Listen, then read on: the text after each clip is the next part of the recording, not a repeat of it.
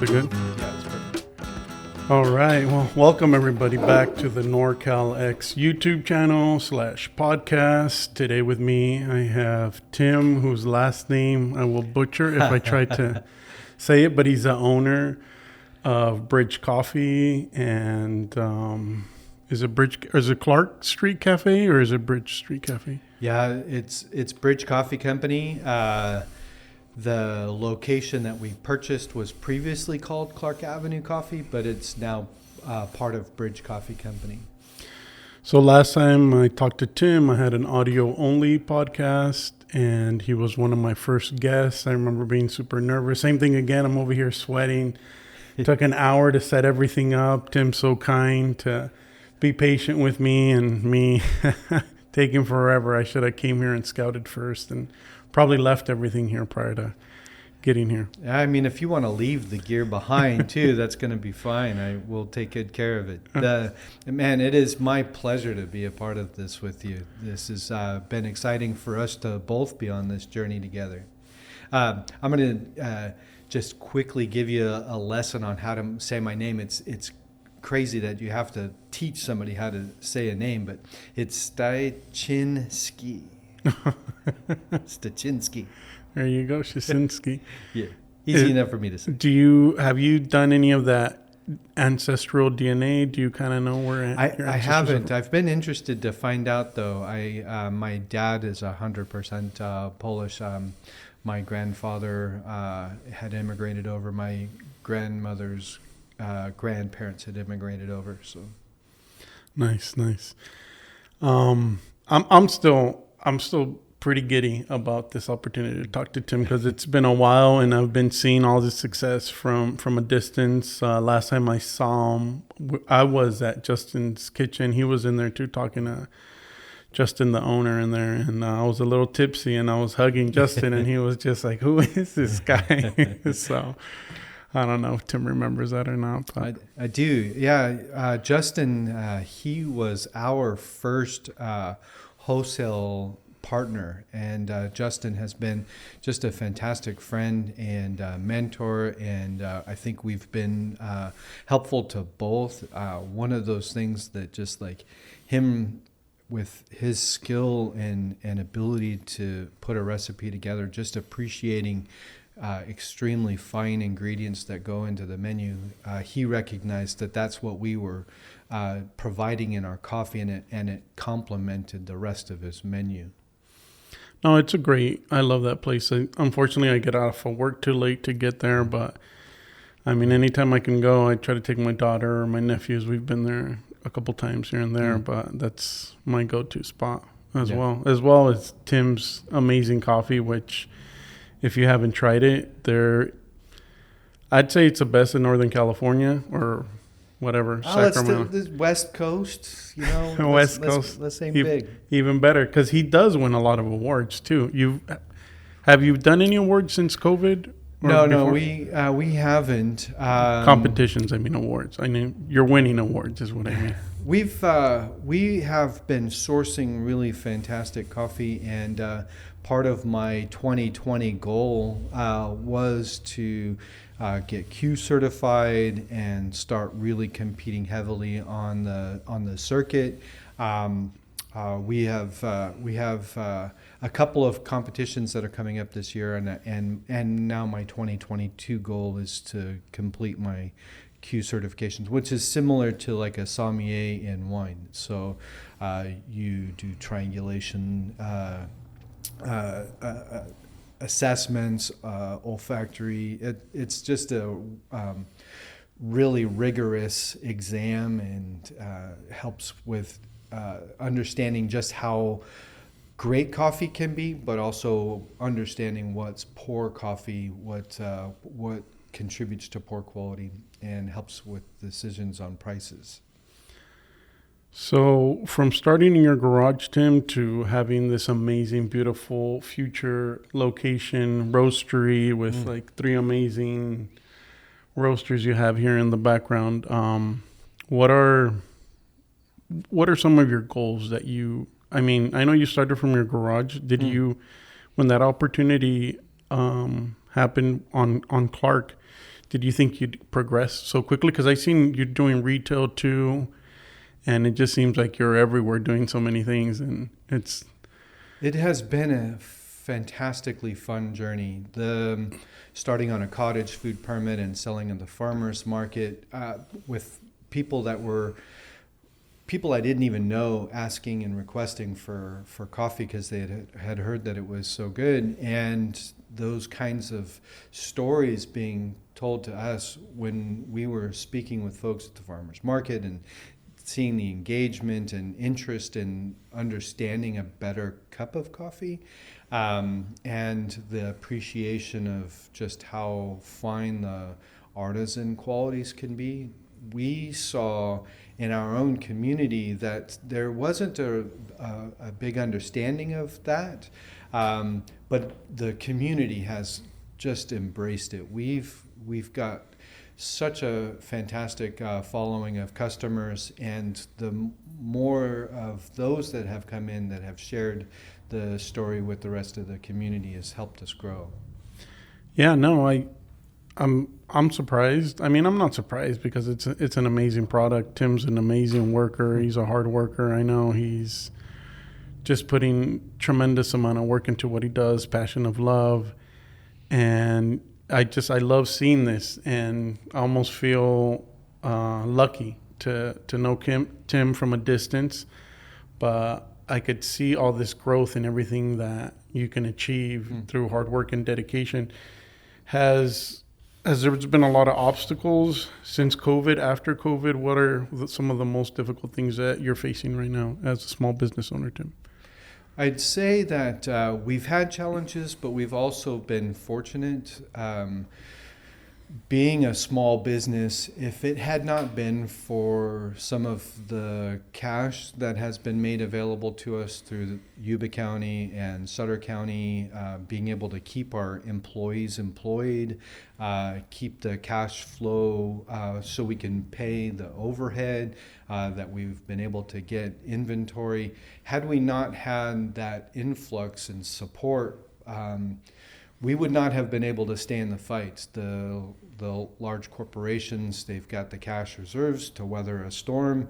Our weathering of the storm was not for pandemic purposes. We just would not have been able to stay in the fight. So fortunate that we've had that. But then through that, we've been able to really express to the community that they've got something very special in their neighborhood that they can come and check out. And so the community support at the cafe, 101 Clark Avenue in Yuba City, for Bridge Coffee Company, we've seen growth within that company. Right now, because of like this facility is ready to serve wholesale partners that we want to open a cafe location here, which will be super fun. We'll run it like a microbrewery and do some cool experimental stuff, and teaching and coffee education and classes for both the business to business and as well as business to consumer. But we're ready to grow in that space. But the hospitality industry, through the pandemic and the disruptions that they've had, the buyers in the hospitality industry, whether you're a hotel or a restaurant or a chain of coffee shops, they're like, we just don't know when to make a decision about changing. And so that's been the most difficult thing, is getting past those challenges in the sales on the wholesale side. So you're telling me earlier that in the recent 3-4 months, your wholesale bean, right? They're green, right? When you buy them wholesale, the price has been increasing, right? Yes. Is that due to supply shortages, or is it the transportation, or is it a mixture of kind of everything? There is, particularly in Brazil, they have had frost challenges in the last growing cycle. And so the supply from the largest exporter of coffee is not the same volume, particularly in the region of Brazil where we've been sourcing our coffee. it's exceptional quality coffee, but they have had that challenge. The raw goods cost has doubled in price. What I was just looking at today for costs on coffee, what I would have paid 2 years ago, what I would have paid even 6 months ago has gone up. There's a commodity index which fluctuates just like gasoline prices for the trade of coffee. And so that index price is higher. And the reports that I'm hearing from the fine specialty coffee producers is there's not more cash necessarily going in their pockets. It's just that the price has increased to cover all of the expenses and costs surrounding the supply chain. So, do you have somebody who buys most of your coffee, or do you just buy from specific farms? Is that kind of hard to do, to just buy directly from farms? I mean, I imagine it would be, right? Because you don't know if the farm is following sustainable practice, or I mean, I know in other countries, I mean, coffee doesn't grow here, right? I know in Santa Barbara, I read about a farm that was one of the only farms, right? But it's in the Santa Barbara mountains. And there was the first ones, and I remember, Yeah, I don't know if the name escapes me. There's a chance for me to visit that this summer. A little bit more on that, if you don't mind reminding me about that. Yeah, the coffee loves beautiful places on the planet. So between the tropics, we source coffee from Brazil, Colombia, El Salvador, Ethiopia, and Sumatra. And the higher the altitude, typically the higher the quality, just as the plant has to work a little bit harder. For us, where we find our coffee, we've been introduced to a couple of farmers. And like our El Salvador coffee, the Mena family, we've been working with them since 2015, and that is a direct relationship. When I have written the checks out to them, it's gone to the Mena family. There's importers that facilitate the logistics parts of the transportation and getting the green coffee to our location. There's warehouses. Fortunately, we're only a couple of hours away from the Oakland East Bay area, where the climate there is perfect for storing green coffee.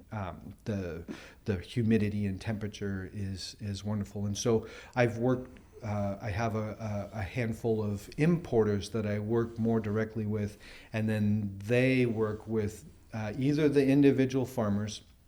And there's like a farm gate. Farm gate is where there is 100% transparency to, you know exactly how much that farmer is getting paid. To co-ops, that's because there's 25 million coffee farmers in the world. They combined together in one family may have 2 to 5 hectares of land, and they produce enough coffee that supports their family, but they're not enough coffee to do the hulling and milling and processing of that coffee. So they work with, whether it's 10 other farmers or 1,000 other farmers, and then you get that coffee from a mix of that region. Makes sense. And I think that's an important thing that maybe a lot of people don't know, because like my daughter, she's 9 years old, and she's currently doing track, and there's a track and field event over in Gray Avenue Middle School. I think it's called Gray. I don't know what the school's called, but they have a track. Gay Week made I know it's called Gay Week track. And I just remember seeing so many moms with their cup of Starbucks, and it just kind of breaks my heart, because I wish all of it was Bridge coffee. So sweet. And no, it's 100. I'm not. This guy makes an amazing product, and people just don't know, because people go to Starbucks for convenience. You know, if you really saw everything that's in there, powders, sugars, creams, it hides how bad that coffee tastes. You grab a cup of Tim's coffee, you don't even have to add anything to it. You can, I add a little bit of goat milk just to give it that kind of lighter color. But I mean, I could drink it dark like that, and it's perfect, and like this is one of the important things about supporting your small roasters, your small businesses, is they have a passion of what they do. And that's what I want to do, is I want to tell Tim's story and like some of the obstacles Tim faces, because there's a Starbucks every corner of the area. And do you know a lot about Starbucks, like what their practices are, why the coffee tastes so bad, why it's pumped with sugar? Well, I do know a lot about the company and what they do, what they've done. Honestly, I owe a lot of gratitude to Starbucks, because for what was considered the second wave of coffee and them introducing an espresso-based drink and an Arabica varietal, it got me on the journey of getting to know what coffee was. And in truth, Starbucks has historically paid the coffee producers well. They've been buying more and more of the farms and owning the farms themselves. But historically, they have done well for that. And then, like for me with roasting coffee, I tell people all the time, I am not a coffee snob. I am a coffee nerd, though. I can tell you a lot about that coffee, and I don't really care what you do to the coffee. I just want you to have a great cup of coffee that's sustainably sourced.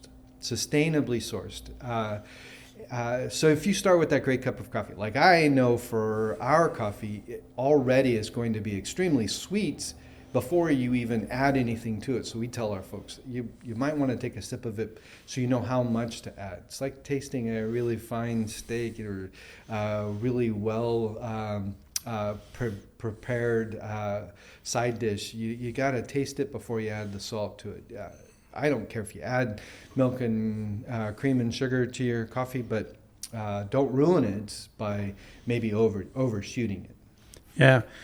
And that's true. That's true, that you don't have to add no fillers. And I like how Tim still pays homage to Starbucks. And I mean, I'm anti-corporation, because I think most businesses start well, and then down the end, I mean, yes, everyone does their job or their work for a profit. I get it. But at the same time, I think the bigger you get, the more you start veering off, right, of that quality.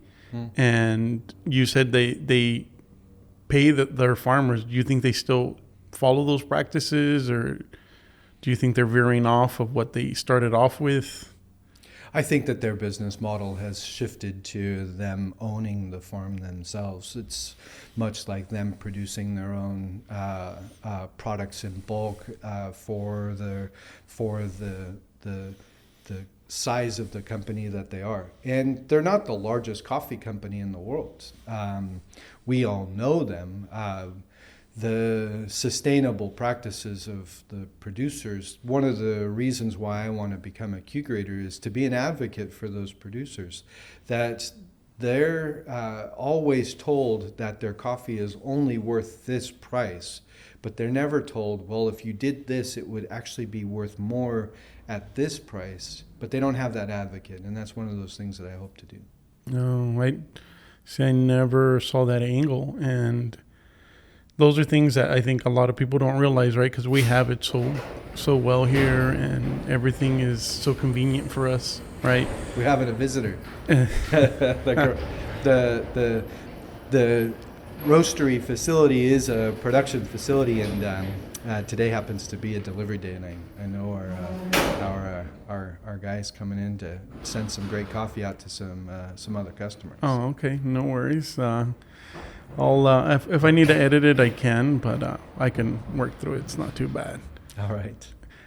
So kind of back to Santa Barbara, Tim. I don't know if we're talking about the farm up in the mountains in Santa Barbara. Was it 2019 or was it 2017, the first batch that they created? I think that the first production was 2019, but it had started years before then to get the seedlings up to.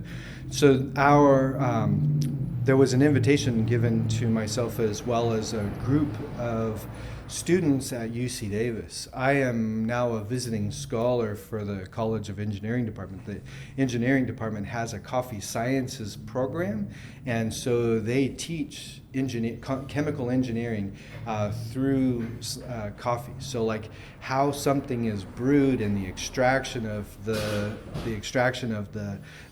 yummy goodness that's in that coffee is all on scientific principles. And so they're the first 4-year multidisciplinary coffee education program in the world. And I mean, they're in our backyard. So I called them up and said, hey, we're in your backyard. We're running a coffee business. Is there some way we can help support the coffee center and its success? Because I know that education is going to be key for the sustainable future of coffee.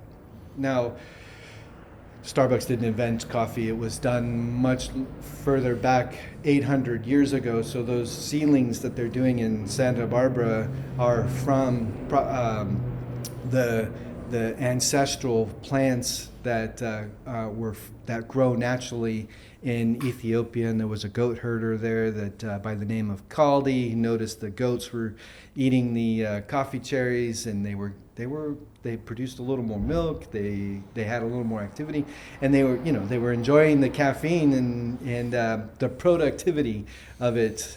Let that be a lesson. If you need coffee in your office for productivity, we can help you. And so then that was like the first harvesting of coffee. And today, you can still get hand-picked wild coffee cherry. We've actually sold a little bit of that. We've been able to retrieve some of that, or receive some of that from Ethiopia. That's just like us going out and picking a blackberry or a huckleberry off the bush and enjoying it. They go out and harvest their own coffee cherry. How does that come? Is it dried? Is it is it bottled? The green coffee, which is the cherry. Yeah, the cherry is what grows on the plant, and the fruit that's around the seed or the bean that we in the center is really delicious. It's like a sweet cranberry. Oh. So then that fruit is washed free from the seed in the center, and there's a parchment that's around the seed that gets hulled off, and then the seeds themselves are dried to around 9 to 12%, and that is then what is stored and sent to the coffee roasters. So I'm going to kind of reframe my question, because you're talking about the cherry fruit, about the goat eating it, and you said you've tried it, right? The cherry, the outer. Yeah. So when you tried it, did you try a whole fresh one? Like you bit everything and you chewed everything down? So and then spit the seed out. Oh, okay. That's what I was. But the seed, that's what the coffee comes from, right? That's right, yeah. But if you just can't, it's inedible. And that kind of like olives, right? When they're on the tree, that's not the greatest thing to try, right? Well, there is some animals out there that eat the whole thing. And in Indonesia, there's folks that follow that animal around, and when the animal's done doing its business, they go and collect the undigested seeds. They call it anaerobic fermentation, but it's really the poop of the coffee from the civet that that monkey in Asia, right, or something. Yeah, it's kind of like a mongoose that's called kopi luwak. I've had it. When I tried it for the first time, I thought, man, this coffee tastes like crap. But to be fair, that particular coffee was not roasted well. It was not stored well. And then I've since had kopi luwak that was really well produced, and the animal took care of it, and the roaster took care of it, and the packager took care of it, and it was good. Where did you try? It wasn't the best cup of coffee I've had. Where was that better tasting one that was stored and processed a better way? Annually, there's a Specialty Coffee Association Expo, and they invite producers from around the world to share their product with potential new customers like myself. And so Sumatra is in Indonesia, and for us to be able to meet those producers, and of course they're going to bring their finest lots, including the stuff that's pretty rare.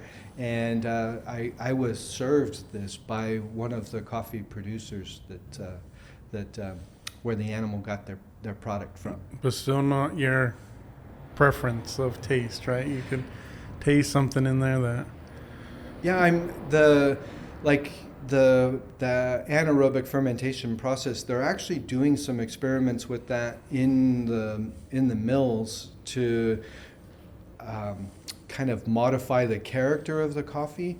So I've had spectacular coffees from Ethiopia. Just like the Toria region has been my favorite cup of coffee, and it was almost like drinking Captain Crunch berries. It was so sweet, but then not only was it sweet and fruity, it had a lingering long aftertaste, in a coffee that was grown at 3,000 meters, over 9,000 foot in elevation. Just spectacular. And then there's another coffee called Gesha, which is a varietal, like a Cabernet Sauvignon is a varietal of wine. So the Gesha was separated out from everything in Boquete, Panama, and that has a floral, hibiscus flower and tea-like character that's just spectacular. It's also the most expensive coffee on the planet. $3,000 a pound just for the raw goods at auction. Jesus, wow. $3,000 for 1 pound of coffee. What country did you say this was? Panama. Panama. Interesting. That's what it sold at auction. Yeah, wow. Panama's growing a lot, right? No, I'm thinking about stem cells. I think they do in Panama, but I think it's Venezuela, where it's a big thing, the stem cell institution. But man, Tim, I love talking to you because you know so much, and I'm just like, I just want to be here listening to you all day. But unfortunately, I'm already way past time with Tim. Got here at 10. It's already probably 12, and I should probably cut this a little short. I just want to thank Tim and actually ask him about this Marysville location. When does he think it's going to open up? Are you having a lot of issues with the city and the development? No, that hasn't been our challenge.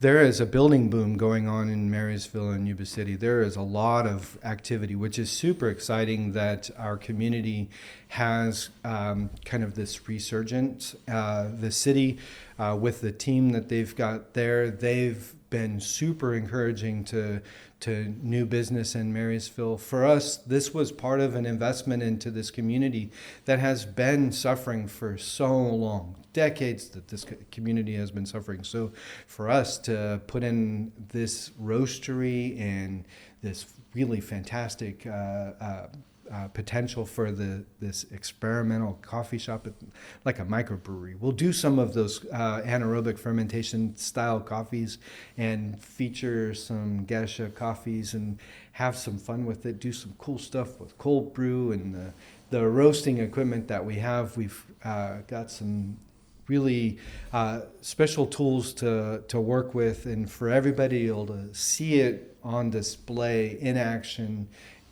right here in downtown Marysville, and this 160-year-old building that was built to serve the community and the fire service. So, do you have like an estimate? You think a year?